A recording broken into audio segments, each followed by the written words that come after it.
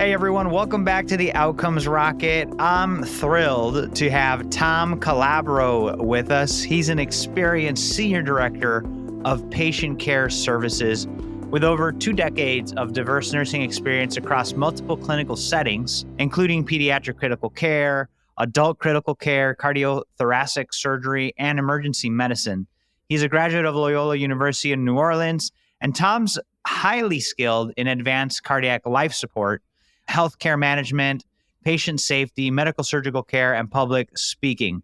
I'm excited to have him here on the podcast from Atrium to talk to us about some interesting conditions and ways to take a look at them. So Tom, thanks for joining us. Saul, thanks so much. It's great to be with you and with everyone.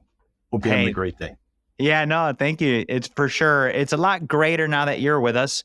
We're going to be talking about AKI, acute kidney injury, why it's important, and options for folks out there. So talk to us about, in particular, automated urine collection. It seems urine collection would be straightforward. Are these systems necessary as it relates to AKI? Talk to us about that. Orient us. You know, it really is. In today's rapid-paced, data-driven, accuracy-demanding, consumer-savvy, quality-thirsty world in healthcare, yeah, without question, it's necessary, it's needed.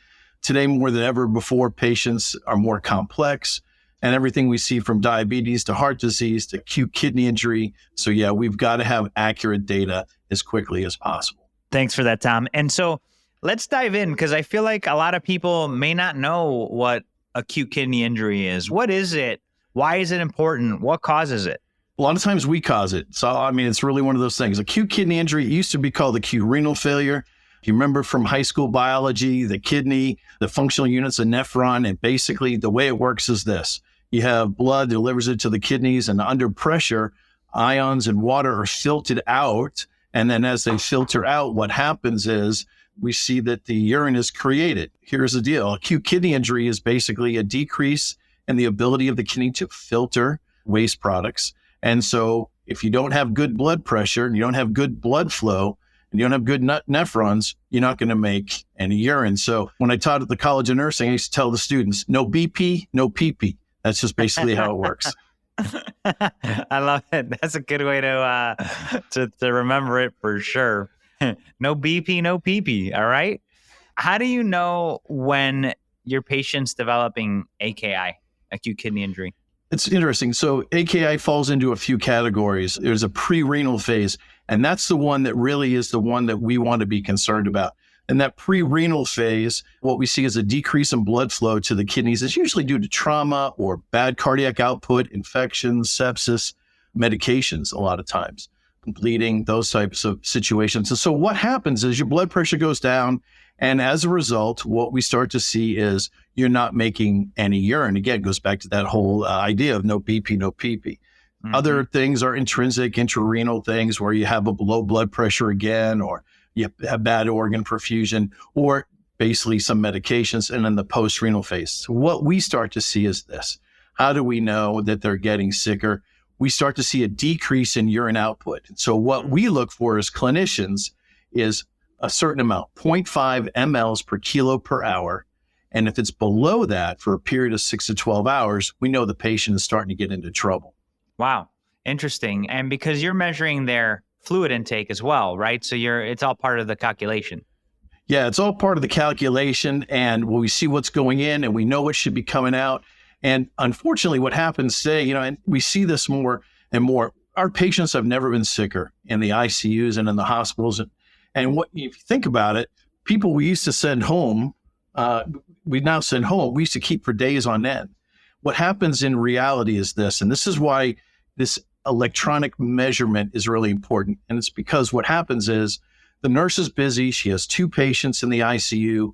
She gets tied up in a room for a few hours. She comes out, and in that traditional urine collection system, all of a sudden she looks in the bag. It's been 4 hours, and there's 600 mLs of urine in there. So what does she do? A lot of times what they'll do is go 150, 150, 150, 150, and call it a day. But what happens in acute kidney injury is we start to see that trend over time, and that urine starts to dwindle off. And when that happens, that's how we start to know that our patient's getting in trouble. Yeah, interesting. And so urine output monitoring, is it controversial? Are we focusing on urine output monitoring too much? In recent years, the controversy's been eliminated somewhat with respect to urine output because it's a good marker of acute kidney injury. A lot of peer-reviewed articles point to the importance of accurate urine output monitoring. Sure, there are biomarkers that we can collect like serum creatinine and things, but really the quickest and earliest indicator, that leading indicator that we know that tells us that the patient is developing an acute kidney injury, is that urine output. So we have to think about that. So in an industry where we have to have new and creative ideas to care for our patients, we have to be on the front side of this. And so those leading indicators are really important for us. You think about it, why do people come to the hospital? We're sending people home after surgery every day, but why do they stay in the hospital now? And the one reason is expert nursing care. If we give the nurses the tools they need to do the work, they're able to get great information and collaborate with our physicians in order to drive better outcomes.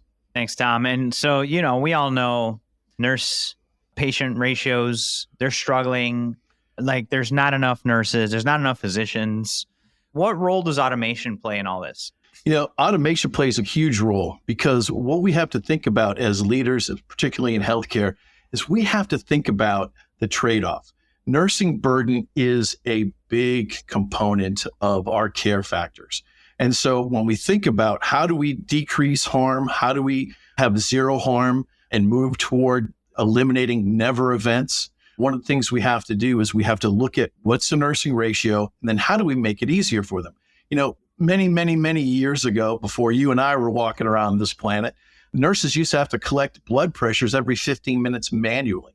We moved to an automated system. Same with heart rate and everything else. We can look at that and we collect that data electronically. Really, we started to look at urine output as essentially another vital sign. So that's really important for us. Well, yeah, I think that's very interesting. And so how are you guys doing it? Do you guys have this urine output technology? What brand do you use? Why do you choose it? Tell us more about that. We do have this technology, and we, after a lot of review, a lot of back and forth, we went with Akron. In our organization, we're committed to zero harm. We're on an HRO journey of excellence, high reliability organization, much like that coming to us out of the airline industry. And so as leaders, we started to look at this urine collection system. We looked at a lot of different technologies. And essentially what we did is we started to say, okay, what is going to make this the best type of product for us? So we went to the experts, those folks who are going to use it every single day. And we asked the question, hey, tell us what your needs are. Tell us what you like. What is it that would make your job easier? And so we started to look at that technology. We tried a number of them, and we found that the Atrium device was the best one for us. So some of the reasons for that is we know that the Atrium device, not only does it accurately collect the urine output, it uploads the data to the EMR. That is a game changer for nurses, because the other nice thing about this is we can go back and we can see in increments how much went out in this hour, how much went out in 15 minutes, how much was put out in 30 minutes. So when we give medications, we can tell, are the medications being effective or are they not being effective? Then we considered another aspect, and we are a trauma center, as well as the fact that we do a lot of complex surgeries. And one of the things that we're able to do is we want to measure the pressure inside the abdomen a lot of times. And the way we do that is by putting a Foley catheter with a pressure sensor inside the bladder. It tells us what that pressure is. And as that pressure goes up, it tells us, are you starting to get into trouble with other organs in the body? So Akron has figured out how to take care of that. And we don't have to do some crazy setup like we normally have had to do in the past. Another reason that we chose to go with Akron is the device passed what I call the nurse test. Essentially, it's nurse proof. We see a lot of products come through and we hand it over to these very demure, very beautiful, slight people, and they can break something quicker than anybody in the whole universe. And because they are using it effectively, but we found that this device has a very rugged stand. And so we went with this as well. In addition to that, it measures the temperature in the bladder. So we know what the temperature is of the patient and their body. And so that's a very important thing to us, so we can manage the patient effectively. But here's the other thing, and this is the game changer for us, is that the Akron device is able to predict the onset of AKI up to 30 hours before clinical changes are noted by the care team oftentimes. So being on the front side of this care concern helps to save lives. So not only can it predict the onset of AKI, but it also provides an alert to the team so that they're able to see in a display that your patient's getting into trouble. So to sum it up, as a clinician, better data leads to better decisions and better outcomes. And that's why we chose Akron. That's great, Tom. Really appreciate the summary there and the review of this acute kidney injury and urine collection. It's something that we need to talk about more. And it's one of those, as you called it, one of our new vital signs that we really need to be thinking about. Thanks for sharing your thoughts on your choice with Akron and really the clinical experience that you've had with this product. What call to action would you leave our listeners with, and where can they reach out to you to learn more? I think for a call to action, I think as leaders, we need to look at how we manage our teams. We need to look at this and maybe reconsider the paradigm and shift it a little bit to look at what can we do more for nursing to make sure that they can provide the care that we want to deliver to our patients, because everyone goes into healthcare with that focus. If they want more information, they can certainly reach out to us on the Akron website, and that would be the easiest way to get any information. The sales teams will be able to help you out. I'm just a nurse, so I'm just letting you know what my experience is.